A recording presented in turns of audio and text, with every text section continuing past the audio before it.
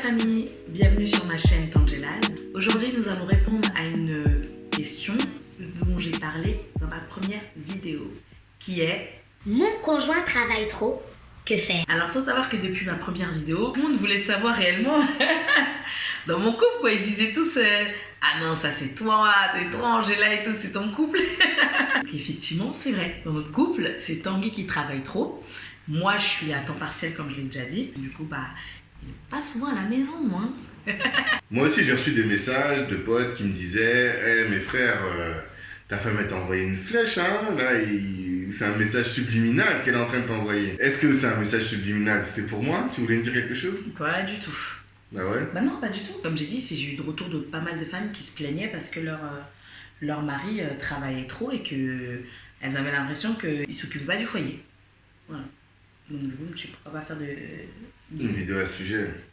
Après, on va pas se mentir. Je dirais pas que je travaille trop, je pense que je suis souvent absent. Sans pour autant dire que je suis un peu absent. Mais je suis souvent absent. Comme tu l'as expliqué, il y a beaucoup de choses. Le travail qui prend beaucoup de temps, qui est loin. Vous connaissez la vie en Île-de-France, c'est compliqué. À côté de ça, je développe une activité, ce qui fait que après le travail, j'ai souvent des rendez-vous et le week-end aussi, je suis toujours en déplacement. Souvent en déplacement. Donc, c'est vrai que je travaille beaucoup.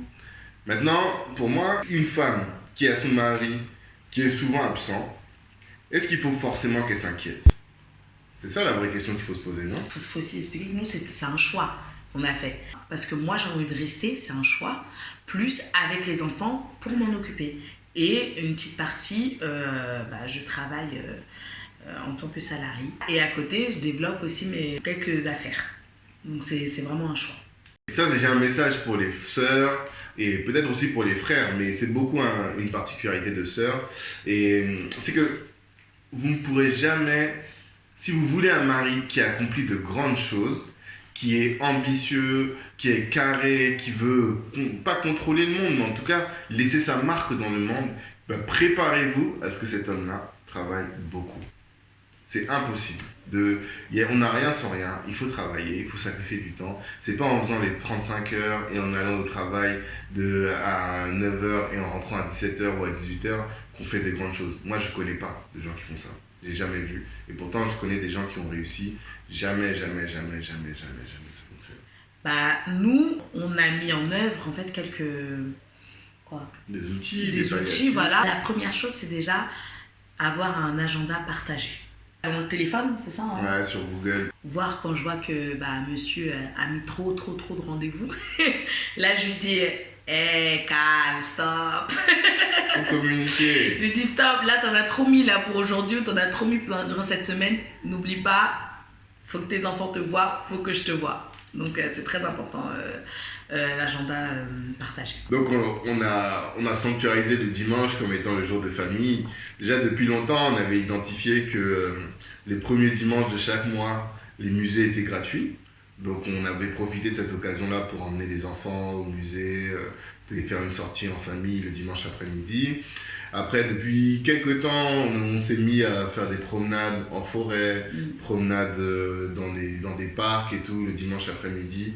Parce que c'est un moment, en fait, ces promenades, qui est très riche. Encore une fois, il n'y a pas de téléphone, il n'y a pas de distraction autre.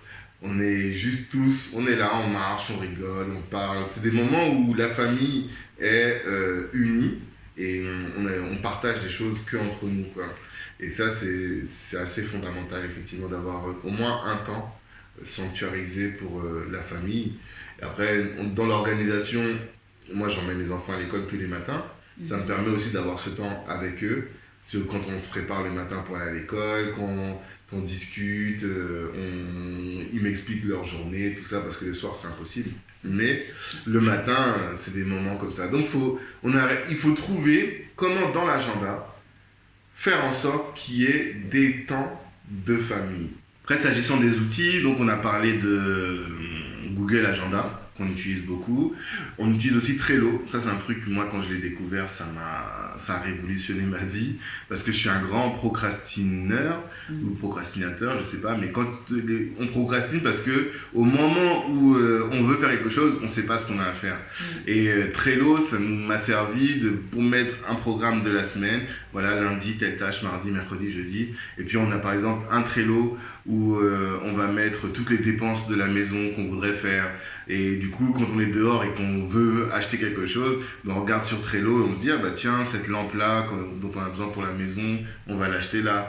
Voilà un peu, c'est quelque chose qui nous permet d'organiser notre vie de couple aussi en parallèle de l'agenda. Mais c'est plutôt de la gestion de tâches et de voir comment est-ce qu'on avance dans nos tâches. Après, on fait aussi une fois par semaine, on essaie, bon, c'est pas les mêmes jours, hein, mais c'est une fois par semaine, faire un bilan de la semaine qui s'est écoulée et la semaine qui va suivre. Essayer de mettre au point ce qui n'allait pas, que ce soit dans les agendas, que ce soit aussi ce qui allait, pour réajuster. Si la semaine d'avant, monsieur a trop travaillé, ou a mis trop de rendez-vous, parce que sur travailler c'est autre chose, je vais lui dire, écoute là, cette semaine, essaie d'être un peu plus là à la maison, ou essaie de rentrer un peu plus tôt pour être un peu avec les enfants. Moi aussi, où j'ai plein d'activités à côté, je vais dire, là, il faut vraiment qu'on trouve un temps on va ralentir, on va se poser là tous les deux pour trouver un temps ensemble. Autre chose aussi qui est important pour nous, pour le conjoint qui est plus souvent dans la maison, ou dans le foyer. Mais essaie de te trouver un hobby, en fait. Trouver ce qui te fait vibrer. Parce que si ça te fait vibrer, finalement, tu sentiras pas le temps où l'autre l'autre côté est ailleurs. Et puis toi-même, tu vas sentir une satisfaction parce que tu vas dire, mais je sais faire ça, mais je suis capable de faire ça, mais je me kiffe. Et tu vas te kiffer encore plus, quoi. Et ce temps-là, sera pas perdu. Et c'est au contraire, sera bénéfique. Mon exemple, c'est que le fait que Tanguy ait ses occupations, je me suis dit, justement, il fait ça, il essaie d'avancer le monde, impacter le monde à travers ce qu'il a créé, qui vient de lui. Et franchement, je suis totalement pour, je l'encourage même. Mais je me suis dit, mais moi, qu'est-ce que je peux faire? Qu'est-ce que je peux faire pour impacter le monde? Qu'est-ce que je peux faire pour impacter, pour faire avancer ne serait-ce que ma famille, mon entourage? Et du coup, je me suis lancée dans la pâtisserie, grâce à monsieur. Ah ouais, il y avait autre chose. J'ai commencé par me lancer d'abord dans des petites choses comme customiser en pagne, ça pouvait être des chaussures, ça pouvait être des nœuds papillons, ça pouvait être les habits. J'ai essayé, parce que c'était pas ça. Mais c'est comme ça, en touche à tout, en fait, qu'on découvre un peu qui on est. Très peu de temps après, je me suis lancée dans la pâtisserie. Et depuis, on m'arrête plus. Et je pense à ça, je fais ceci, là. Et puis, autre chose aussi, là, j'ai toujours fait, même avant Tanguy, c'était de conseiller les gens. Je peux faire, la cuisine, je peux m'occuper des enfants. Quelqu'un m'a appelé en me disant, là, j'ai besoin de toi. Je vais tout arrêter, juste pour la personne. Parce que pour moi, je pense que ce qui est important, c'est la personne, c'est l'âme, qu'une personne se sente bien. Donc, du coup, je donne tout. Et la troisième chose que j'ai faite, la chaîne YouTube. Tanguy, il n'est pas là, je suis en train de faire ça. Quand il rentre le soir, il voit, je commence à lui parler. Voilà, j'ai fait ci, j'ai fait ça, j'ai fait ça et tout. Ah ouais, limite, tu galères pas. Mais c'est ça qui est fort. Parce que, en vrai, quand on est dehors, quand l'homme est dehors, soit parce qu'il travaille beaucoup dans son travail en lui-même, soit parce qu'il est en train de créer une activité qui demande beaucoup, lui ou elle, cette personne-là, en tout cas, elle s'épanouit, elle se dépasse, elle vit vraiment des choses stimulantes intellectuellement et humainement. Et du coup, si la personne qui reste à la maison, elle n'est pas dans la même dimension, ça peut créer un fossé. Et c'est pour ça que dans notre couple, nous, on s'est toujours encouragés l'un l'autre à faire des choses, à voir en fait qu'est-ce qui nous plaisait à nous, en tant qu'individu, et on s'est toujours encouragé à aller à fond dans ce qui nous plaisait et essayer de développer le truc au max, quoi.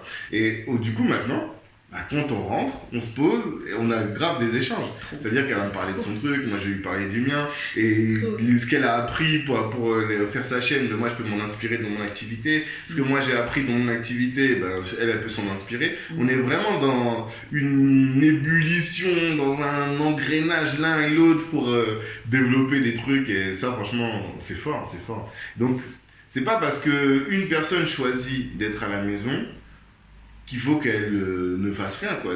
Qu'elle s'ennuie, et qu'elle soit là, qu'elle cherche pas à se dépasser, à se surpasser. Le fait d'être à la maison, ou en tout cas de ne pas être salarié au travail, eh bien, ça veut pas dire qu'on est à la maison et qu'on reste toute la journée devant des séries, devant M6 ou quoi. Il y a vraiment des choses à faire parce qu'on est plus libre avec son temps, qu'on peut s'organiser avec un peu plus de souplesse que nous qui sommes sur la plantation. Ouais, au travail, et ben, c'est vraiment autre chose. Il y a aussi, je pense, quand l'autre arrive dans cette phase où elle est dans son activité, où il est dans son activité, eh bien, il faut aussi savoir soi-même freiner ses activités. C'est-à-dire que Angela, par exemple, si elle doit monter des vidéos, des fois, il lui arrive de prendre une journée pour faire ses vidéos, ou si elle a des grosses commandes dans son activité pâtisserie, bah, si elle a les petits dans les packs, elle a du mal à bosser, à faire ce qu'elle a à faire. Donc c'est à moi aussi, quand elle est dans le rush, de pouvoir la décharger, de prendre les enfants, de les emmener faire un tour, ou de m'en occuper, juste de caler dans mon agenda que c'est pas tout pour moi. Je suis pas prioritaire et il n'y a pas que moi qui dois m'épanouir dans des activités à l'extérieur, mais il faut aussi parfois trouver le temps de la décharger pour qu'elle puisse elle aussi se prêter à ces activités qui l'épanouissent et qui lui font plaisir, parce qu'on est une team et il faut que chacun de nous doit s'épanouir pour que le couple soit épanoui ensemble. Et par rapport à ça, ça me fait penser à Michelle Obama et Barack Obama, qui avant, elle l'explique dans son livre qu'effectivement, elle a eu un temps où c'était très difficile, parce que Barack Obama était dans le monde de la politique à fond, il essayait d'avoir une place, essayait de faire pas mal de choses, et il délaissait un peu sa famille, elle avait l'impression d'être seule. Et le moment était... elle lui a donné un ultimatum en lui disant... Écoute, là, si tu n'es pas élu, on arrête tout. T'arrêtes tout, je ne veux plus te voir dans la politique, je ne veux plus te voir là-dedans. Tu te reconcentres, tu restes avocat et tu te reconcentres dans la famille. Et il lui a dit, oui, je te promets, c'est la dernière année que je fais ça et tout. Donc du coup, il lui a dit, donc, une promesse est une promesse. Donc ce que je vais faire, c'est que je vais mettre tout mon possible avec toi, je vais t'aider pour y arriver. Comme ça, si ça ne marche pas, bah tant pis, on a tout fait. Mais si ça marche, au moins tu vas vivre le rêve dont tu as toujours voulu. Et c'est à ce moment-là, quand elle a mis toute son énergie avec lui pour qu'il puisse arriver, c'est là qu'il a gagné les élections. Donc comme quoi, quand vous marchez tous les deux dans une même vision, que des fois il faut un peu s'oublier soi-même pour faire avancer la vision de l'autre, et, ça paye. Parce que les deux finalement, on voit Barack Obama, mais on voyait aussi Michelle. Michelle n'était pas du tout effacée. Donc je pense que c'est ça le couple dans mon mari travaille trop, que faire?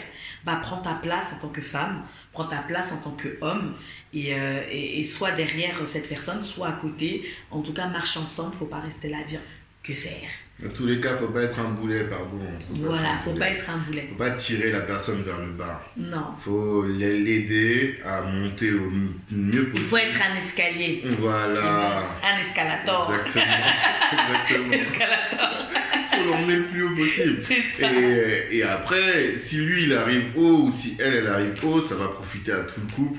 Mais juste lui rappeler que il ne faut pas négliger la famille. Parce qu'au final, je parle avec des collègues, un de mes collègues là, qui est très âgé, il a 79 ans, et il me dit tout ce qui lui reste aujourd'hui, après avoir fait tout ce qu'il a fait, c'est sa fille. Donc, il ne faut pas négliger ce genre de choses aussi. Il faut trouver un équilibre, mais ne pas être le boulet qui va tirer la personne vers le bas seulement. Pardon, on n'a pas besoin de ça. Bref, en résumé, que faire?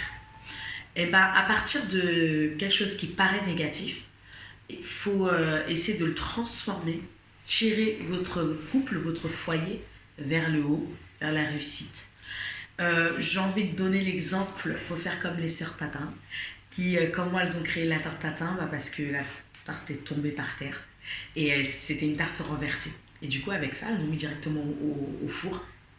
Ça a eu un succès. Aujourd'hui, c'est devenu un classique. Donc, pour votre couple, la même chose. Une situation qui paraît négative, c'est pas perdu. Transformez ça, mettez-le au four et vous allez voir que ça va être un classique. Alors, si vous avez aimé la vidéo, n'hésitez pas à liker, à vous abonner, à cliquer sur la petite cloche si c'est Cliquez. ça, si c'est pas encore fait. N'hésitez pas à commenter parce qu'on aimerait aussi savoir, vous qui êtes en couple, comment vous faites en fait. Si vous voulez que Tangela revienne en force, partagez, likez et puis on fera plaisir aussi de répondre à vos questions si vous avez des questions nous concernant. Et j'ai une boîte mail pour ça. Allez, ciao ciao.